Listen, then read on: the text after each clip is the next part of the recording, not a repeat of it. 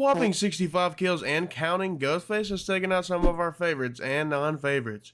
They know who they are. Today, I've decided to rank every character death in the Scream franchise. Let's get into it.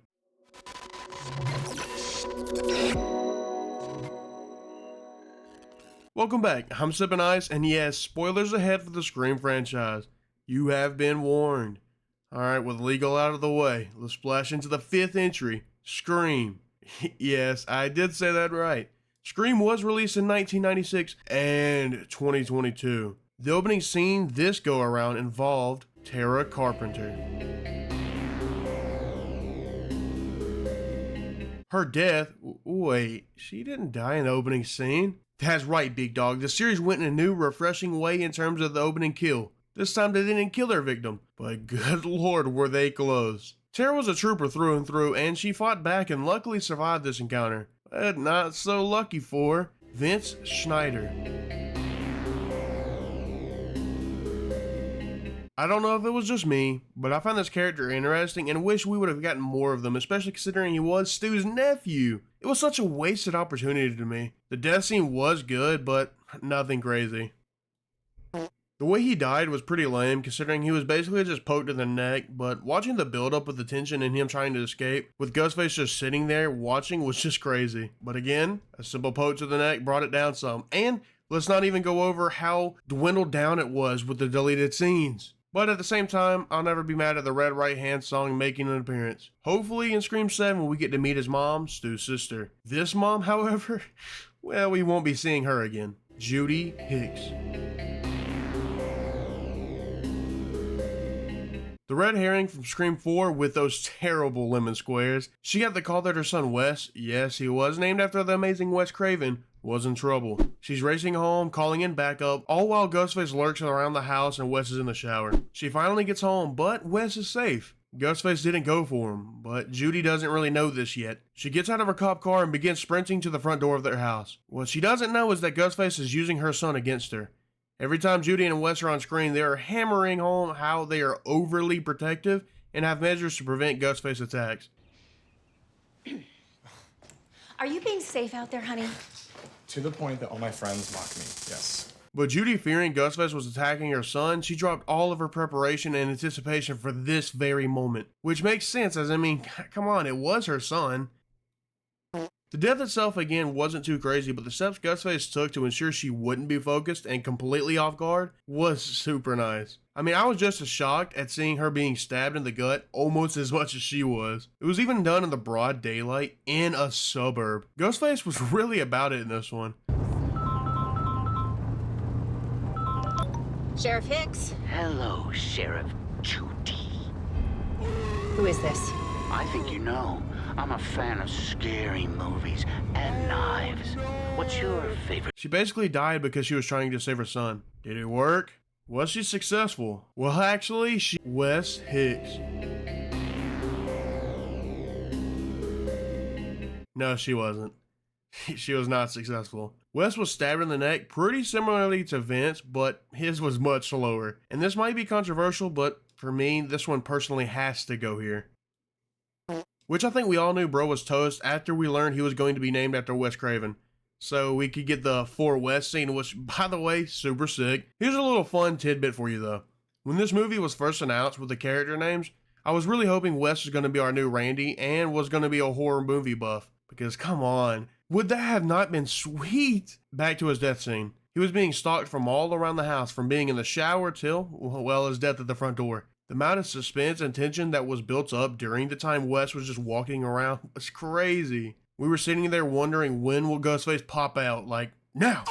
No. But then he does eventually attack, and Wes is almost able to reach his protection. Pause. And at least I am hoping he can get out of it. But then we see the knife slowly enter his neck, and it keeps kind of going through the side of his neck until it eventually comes out the backside. Really well done death sequence. This next one, not so much. That's because we have Deputy Clay. Deputy Clay, if that's even your real name, you had a terrible death scene. Meaning, you didn't have one. Bro was killed off screen. It was just a body on the floor when the squad rolls up. I mean, y'all probably know by now how much I dislike off-screen kills. Wasted potential in my eyes. Could have at least did a throat slash, and I'm still not a fan of those because they're just bland now, but they are better than literally nothing. This next one hurts though. It cuts deep into the soul. Up next, we got the legend, the GOAT, screams LeBron, the Tom Brady of horror, Dewey Dewdrop Riley. This one hurt, I won't lie.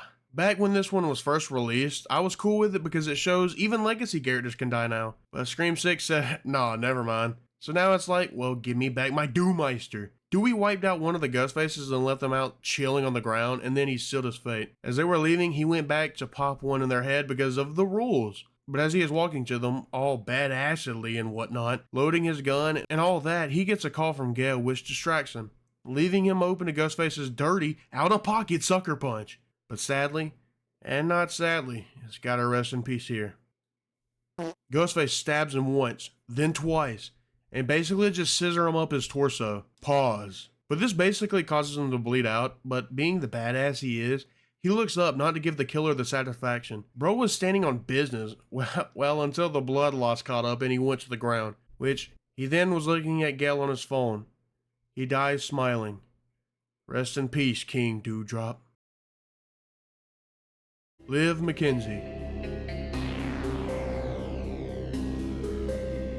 A character I was excited about before the movie released, but after the movie released, she was kind of just there. She never seemed to be a real character and was only created to be killed off, which, speaking of, it was good in the sense that it was shocking and sudden, and it confirmed one of the two killers in this film. But other than that, it was just a gunshot to the head. Good for what it was, but it can't compete for deaths like, well, Wes, Rebecca Walters, and not even her ex Vince. Speaking of exes, Richie Kirsch.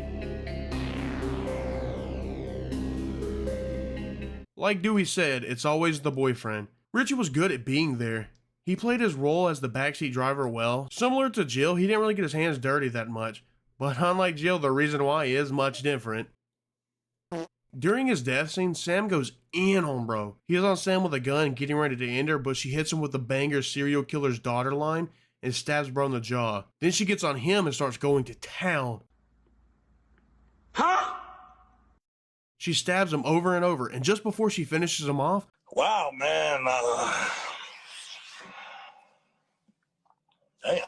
he says, "What about my ending?" Sam then gives him his ending by slashing his throat. Crazy. And yes, I don't typically like throat slashes, but this one hits different. Gotta love how badass Sam was in this scene, which I'ma tease the next entry because she's even more badass in Scream 6. But to ensure he never comes back, like the killers do in these movies, she pops him 3 times. Ending bro off for good. But there's still one person left who just doesn't give up, and that person is Amber Freeman.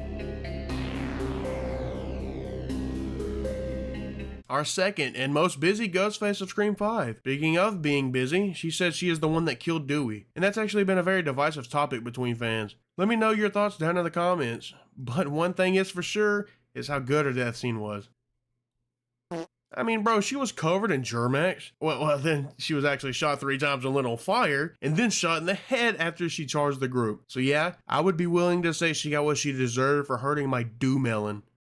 Well, that's every character death in Scream 5. Which one was your favorite? Do you agree or do you disagree with my list? Let me know. If you enjoyed this video, be sure to check out this video where I saw a cryptic movie teaser. As always, I appreciate each and every one of you. Thank you for your time, stay chill, and I will see y'all next time. Cause let's face it, baby, these days, you gotta have a sequel.